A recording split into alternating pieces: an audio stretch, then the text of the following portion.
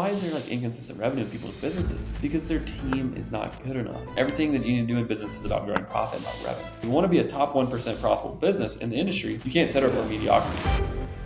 All right, guys, so this video is currently for anyone who has a fully built out team or anyone who has at least one person that works for them, right? And in this video, I'm going to be sharing with you how your current team is actually the reason that your profit's inconsistent. And so I'm going to be starting by telling you a story from when I was 22. I was 22 years old. We were doing about 200K a month or so. We'd hired a sales manager and instantly our business cut in half. What happened was that this sales manager was the direct reason that our offer to contract rate went from 16% to 8%, which is a 50% less deal flow, right? Our profit margins were 40% net profit. So you can guess what happened. We lost money, right? Pretty simple. So this is what looks like on the surface an obvious mishire. But what I found after consulting 250 plus companies, growing my business $3 million per year by age 23 and building my own portfolio of companies to profit over 150K a month in profit is that most people don't even actually realize that they have underperformers in their team. And so I'm gonna give you a perfect example. I had two clients who were both stuck at $40,000 per month, right? And they spent about 15K or so on marketing. And for the sake of the story, let's just give them names, John and Seth, right? And so I listened to both their discovery calls when they came in with their follow-up specialists. I listened to all their offer calls with their acquisition managers. And both of these guys, John and Seth, had pretty terrible salespeople. Right? These guys would not even have been on my bench. They truly just were not that good, right? So here's what happened is John went on the journey of actually leveling up his sales team and kind of replaced everyone, while Seth decided to stick with his team and train them up, which I told him was hopeless, right? So my advice to them was like, you guys just gotta replace these guys. They're not worth it. Not worth training them up. And so we started with both of these dudes, John and Seth, in August 2024. It's not that long ago, right? It's January right now. That's only 4 to 5 months before December when these KPIs are shown. And so John's results after rehiring his entire sales team, as you can see, what happens is he has very consistent new contracted revenue with sellers, very reliable, even 260K in a single month. He got 8 contracts that week in a single week to give him a total of 432,000. And there's a lot of revenue projected to close. That's a sign that's currently out being marketed. And he's closed a consistent $81,000. And if you remember this, these guys are doing 40K a month, right? And he didn't increase any of his spend. He just got a little better. So he doubled his business, but like improving his team, which is all profit, right? That's all profit, pretty much 90% profit. Then what happens is with Seth's results of training up the team is again, averages 40K per month, 29,450 for the 4-week average. That means in a month, it was 30K. In a month, he's closing 81. Interesting. That was the only thing that changed. Everything else is the same. The marketing spend, the team, all this kind of stuff. And so the craziest part is both these guys spend 15K a month on marketing. But what Seth is actually experiencing, the guy who did not rehire, he just trained up his team, is he's experiencing cash flow struggles because of Q4, right? Q4 is a very difficult time. Look, notice this is Q4, this time for John. John doubled his business in Q4. Seth's business went down like everyone else's. Interesting. So while Seth is going down in Q4, he's having cash flow struggles. He has to lower his marketing spend. He has no lead flow, and he has a shrinking pipeline. And if you look at this, he went 3 weeks in a row because of this without any new contracts. 1, 2, 3. Interesting. So now why is there like inconsistent revenue in people's businesses? Because their team is not good enough, right? And so this is a very core point that I want to make to you guys is where Seth has a shrinking pipeline and has to lower the marketing spend until he gets some cash back in the bank. John locked up 8 contracts in January. Look at this. $265,000 the first week of January. And that's because his sales team built a pipeline because they're really good, right? So you rehired them. And so I don't tell you all this stuff to single out Seth for not taking my advice, right?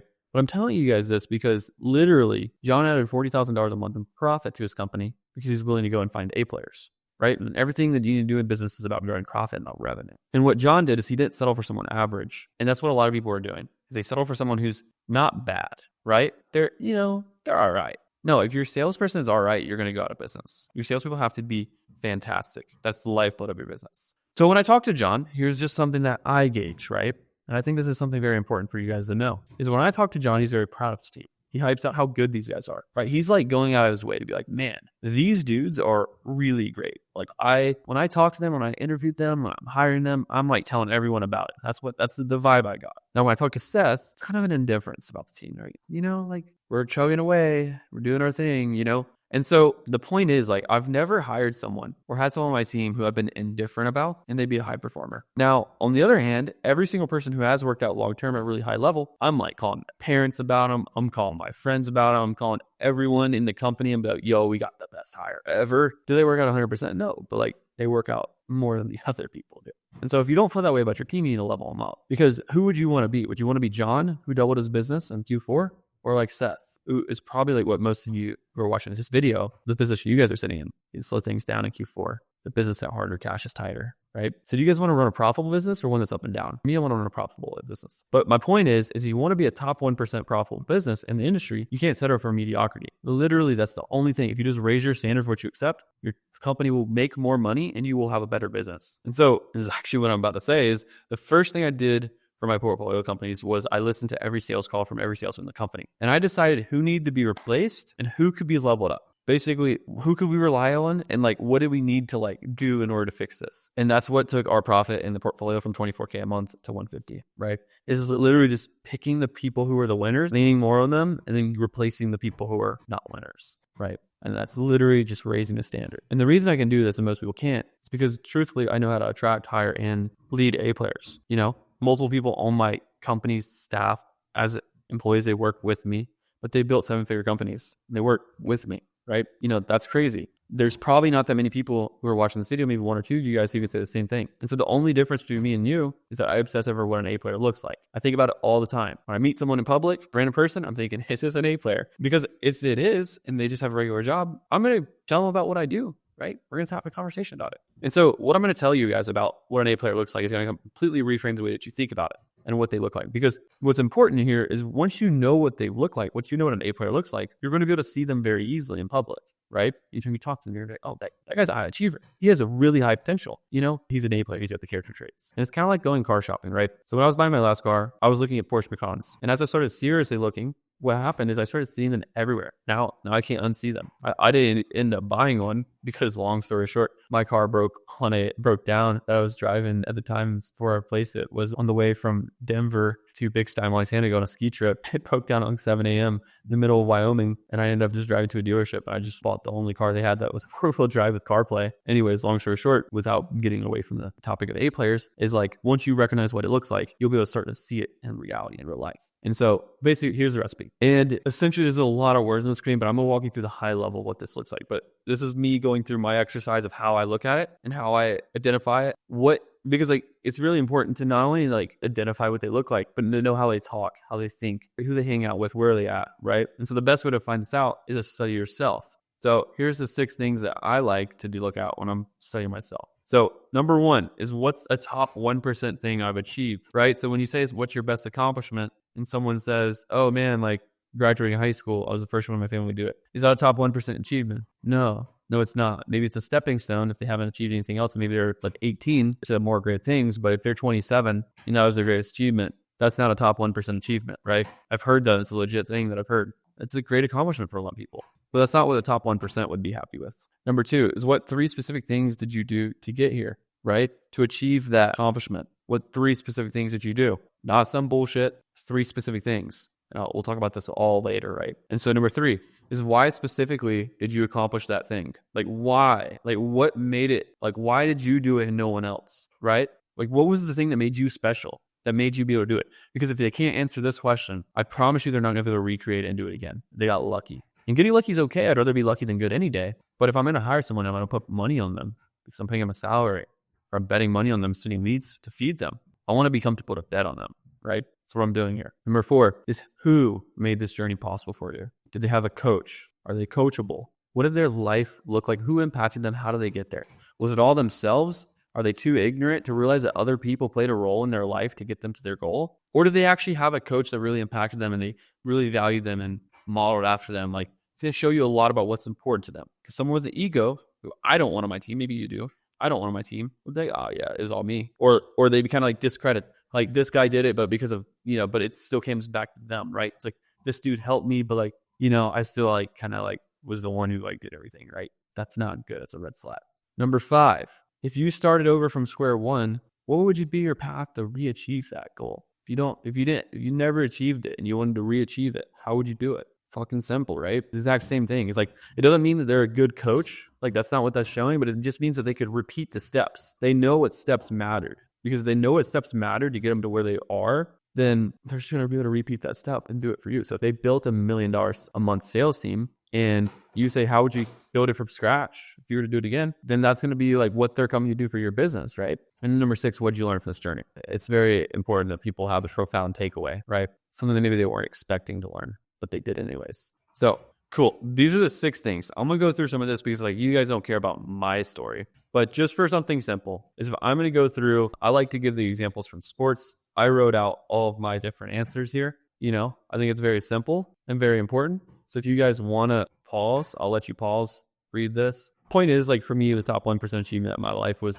I won state and I only wrestled for 4 years. Pretty good achievement. I can tell you exactly how I did it. I actually helped a guy go and do it. His junior year, he didn't make it out of the first like region or area. Next year, I worked with him all summer. He got second at state the next year, right? So it's very important that you can like replicate your success in other people. I personally believe that's a very important thing, right? All right, next lesson is a 9-figure interviewer lesson. I was listening to a podcast, and this is my first million. If you guys haven't listened to it, it's fantastic. But one of the guys, he sold his company for like 30 million, was like, dude, I suck at hiring. Please help me, right?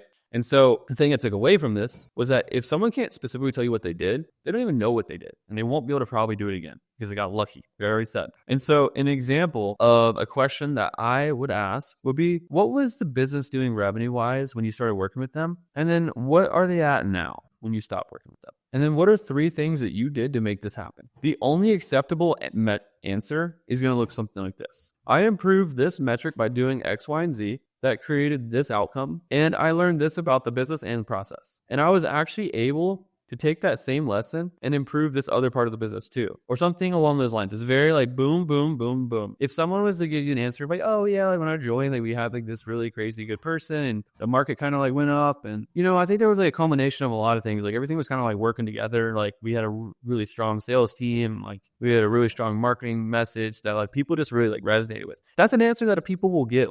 And that's a shit answer. You can't like accept it. Like right there, you get that? No chance. And I promise you, because the way that I would answer this question would be like, man, yeah, like the 3 biggest things to scale from 0 to 100K a month. Well, the first thing you got to do is you got to, get an acquisition system that's in place. And here's how you do it. 1, 2, 3. Then after you get up, you get the gist. Like it's like boom, boom, boom, boom, boom. I know exactly how to do it because I've done it. And other people can't say the same thing, right? Or are not able to replicate it. You don't want those people in your business. You want people who can come in and make a change. Boom. Step 2, characteristics of success. So here's what I'm going to do is 1, I'm going to list out the 3 most successful people that I know and the traits that I believe that make me the most successful, right? So 3 people and myself. I'm going to write out 5 traits about each person and myself that I believe are the reasons for success. And then I'll pick a common theme, right? And then I can make questions that test for these questions, right? So for example, like for myself, like I feel like I'm quite persistent at tasks for being able to do them for a long period of time. I can make a question about that. Like tell me about a time that, you've been committed to something. Like what's the longest thing that you've been committed to in your life or something like that, right? Oh, like the longest thing, like for me, a lot of people who a very like high regard thing that I have for people for commitment is like if they married their high school sweetheart and they've been together for like 15 years.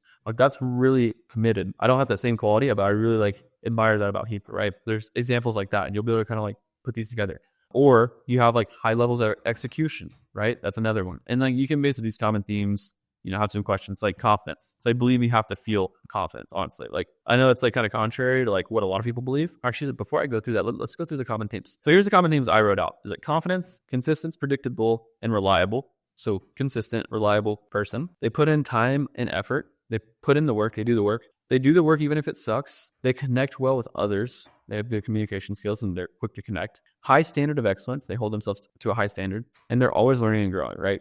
And so for confidence, I personally believe you have to feel this. You can know if someone's confident or not. The aura at which they answer the questions, the way they walk into the room. The most successful people in the world, like you always hear, is like they walk in and they come in the room. It's like you just feel the presence, right? And it's a little harder for Zoom or phone calls, but if you're able to talk to someone, like you can tell who's confident and who's like a little bit shy, right? So it's very important for me. Consistent, predictable, reliable. What are your goals right now? How frequent do you do things to get you closer to goals? Because here's the thing, and I think this is a great question. If I'm saying, what are my goals right now? And I say, man, like example, I want to get better at golf this year. That's something I heard recently in a conversation in the real world in public. Cool. First thought, and I didn't ask this because I'm not interviewing out here in the streets all the time.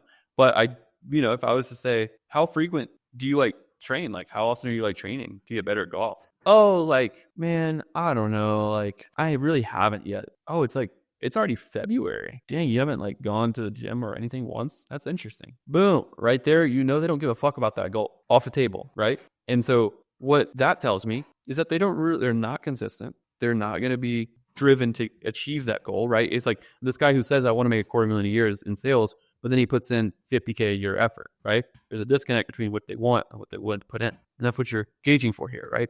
And then, you could ask me, like, if they say, like, oh, like, I went last week. Oh, like, what do you do for training? Like, what are you doing, like, to get better? And then at golf.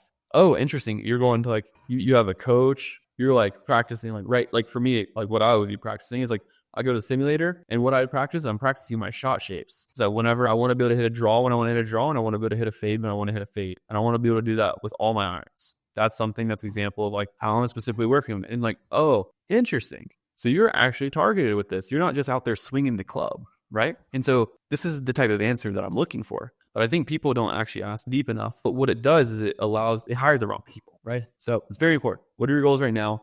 How frequently are you doing things to get closer? And then can you give me an example of, like, what you did to get there, or what'd you do differently? Just go a little deeper. You don't have to do anything crazy. It's just like a normal conversation. Okay, cool. How serious are you actually? All right, putting in time and effort. So how much do you work per week? What's your average work week?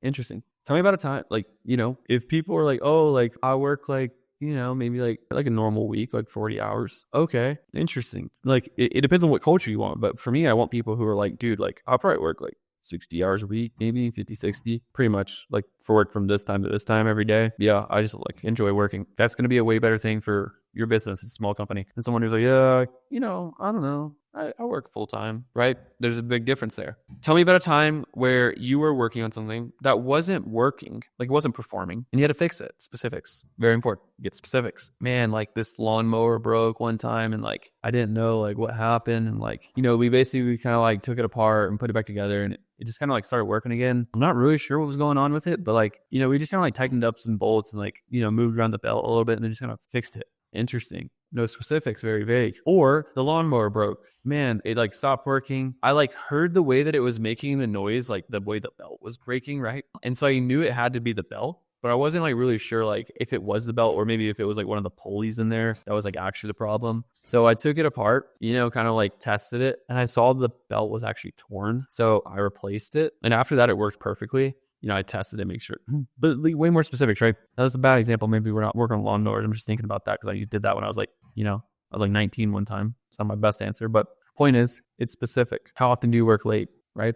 What caused you to work late? What are some specific examples of you working late, right? Just, like, figuring out, like, oh, if you work 60 hours a week, interesting. Like, how often do you, like, work late? Like, you stayed late at the office. Oh, I don't know. When's the last time you were, like, late at the office? Like, all the time, every week? Oh, it was like, that's been a while. Probably bullshit, right? So you're just getting a good specific example. Does the work even if it sucks? This is the thing. What's the hardest thing you've ever done in the last 3 months? What's the hardest thing you've had to do in the last 3 months, right? No, I haven't done anything hard in the last 3 months. Okay, well, that means you probably don't push through a lot of adversity. How frequently do you do hard things? For me, pretty often. Probably every other week. Every week in a lot of seasons, right? That's why I'm successful and a lot of people aren't. And that's why a lot of people aren't successful, because they don't do the hard things. So you want to test for that. Connect well with others. You'll know this basically right away off their charisma, guaranteed. If they're uncomfortable, it's because they don't connect well with other people. I talked to a bunch of random people yesterday at the rock climbing gym. I'll tell you, most people don't connect well with other people. It's just the truth. But the people who do, you hit it off with right away. Number F, high standards of excellence. So I like this one because this is like, there's one of the companies that's in our portfolio is like literally the only thing I'm basically there to do to raise the company up is to just hold a high standard for everyone. It's because like they have like a fully built out team and they're like trying to like basically build from zero with a full team. And to get to that point,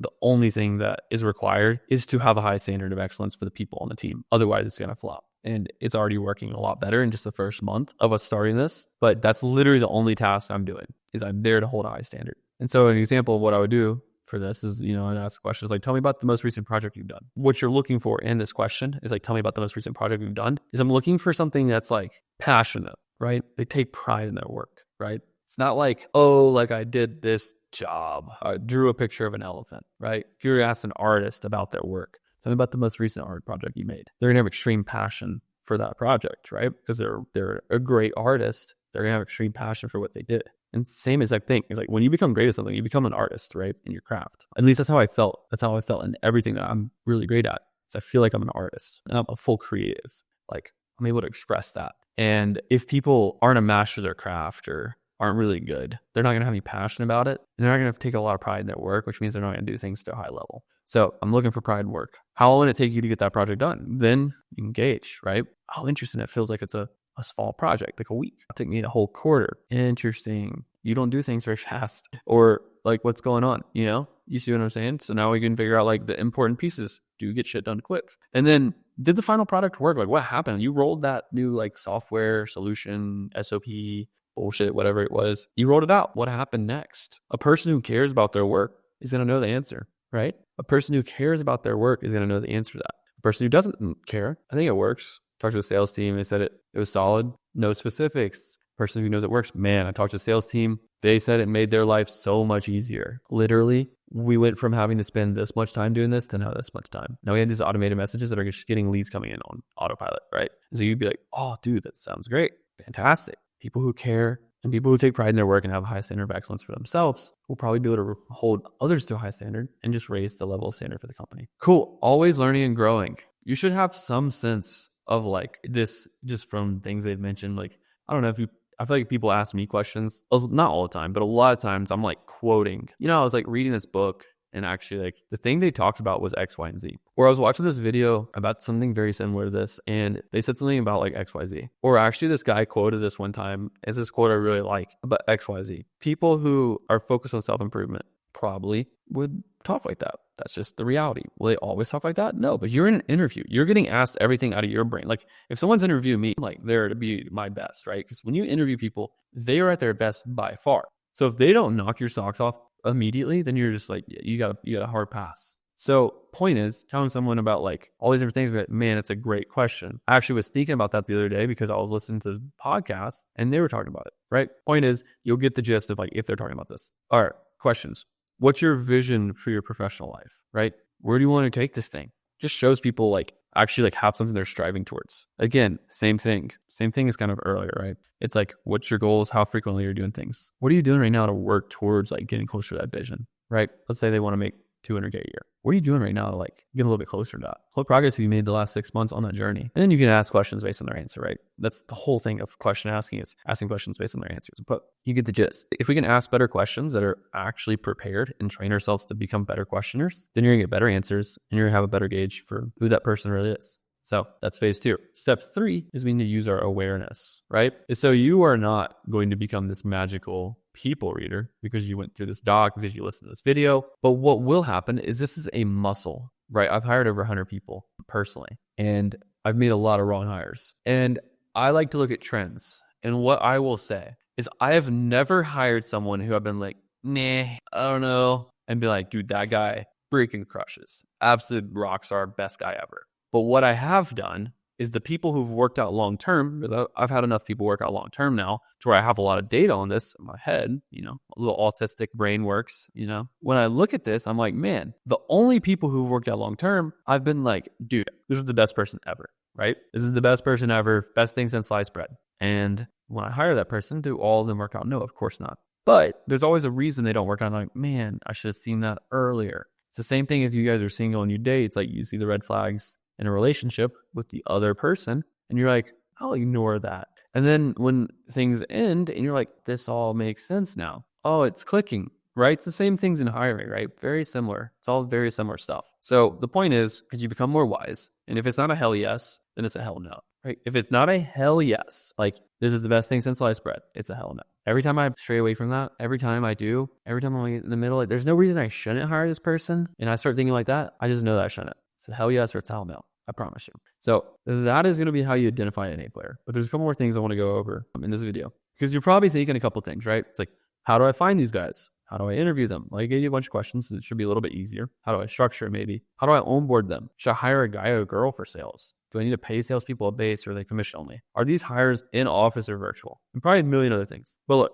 if you have specific questions on how like actually to implement this stuff and like a lot of these questions, and I make a lot of other free content on my YouTube, but the only thing that is stopping you from making your next hire or taking control of your circumstances to be like John, who added $40,000 a month to his income, is he went and took the information and used something with it. So if you want to go and learn how to hire better, right? My entire hiring process right here, which is the fastest way to scale to 100K per month, This is all about hiring, the delegation right there. My entire hiring process for acquisitions. Go watch this video. Otherwise, if you want, more access to support and access to some of my private SOP docs and how we find A players, then you can actually get my SOP with copy and paste everything. This one's just me talking. This one's a little bit more directional, but this is a great resource. Join my school community. All the links are down below. Or if you want our 7-figure team to personally help you and shortcut, picking the right person, we personally hired over 25 different acquisition managers and helped over hundreds of people hire their own performing acquisition guys. Then just book a call with my team and we can, help you surround yourself with a team of A players, right? And so just all the things that I've talked to you about, all the things in these videos and school and that we do internally do work. For example, Micah just brought on, this is literally a week ago, 2 weeks ago. Micah just brought on his first acquisition guy. We onboarded him and he got 3 contracts. New acquisition guy, 3 contracts in 2 weeks. And he's got 3 more in the pipeline that are looking solid. We've helped him poach an assassin closer from one of the top wholesale shops in South Florida. And then Justin just hired a lead manager, switched to HQ Flow, and all of this helped him get 3 contracts. So point is, this stuff does work. This is not theory. This is proven things that work in my own business. So if you guys want more resources, all the links will be down below this video to free stuff, to pay stuff, or just to book a call to work with us one-on-one. So appreciate you guys' time. Hopefully this helps you identify A players so you can start to go and find them in the real world. Peace. Hey guys, so really quick, I want to share some results from our recent client survey that we did, where we found that we added an additional $196,693 per year to our clients' businesses. And this isn't by telling them to go and spend tons of more money and bloat their business just to get their revenue numbers up. No, this is going through a simple 7-step process that we call the guide to growth that helps them go and make more money in their business without having to spend another dollar. All we're about. And so I'm going to share with you a little bit about what this guide to growth actually is here on my screen. All right, guys. So taking a look at the guide to growth is honestly super simple because all we have to do is troubleshoot in your business to find out where the actual problem is. And since we've broken it down into 7 sectors, into a wholesale business, into a manufacturing line, lead to net to appointment, appointment to offer, offer to contract, contract to sold deal, and average deal size, all we have to do is understand compared to industry standard, compared to our clients' results, where do you stack up? And then for something as simple as deal sizes, if you're not 10% of median home price, then you should be able to get it to 10% of median home price. So if it's $350,000 like in Atlanta, your average deal size should be $35,000 plus or minus a little bit. And so if you're not, we're going to identify that. We're going to come down to the guide to growth and understand where the KPI targets should be, what are the core variables, and what are some possible solutions. And we would do something like this, where we'd hand you an SOP and hold your hand and implement it with you step by step on how to buy deals for less, how to sell deals for more, and how to flip higher price point homes so that you can increase your average deal size and release your bottleneck. All we're going to be focused on is growing your company without spending another dollar. And so if this is something that you're interested remotely at all, where we'd come into your business and show you exactly how we'd implement the guide to growth for you, then all you need to do is go down below this video, click the link to book a call with our team, where we'll walk you through step by step on our roadmap of how we grow your company utilizing our process. So if that's interesting at all, go down below this video and click the link, book a call with our team. Otherwise, I'll see you guys in the next one.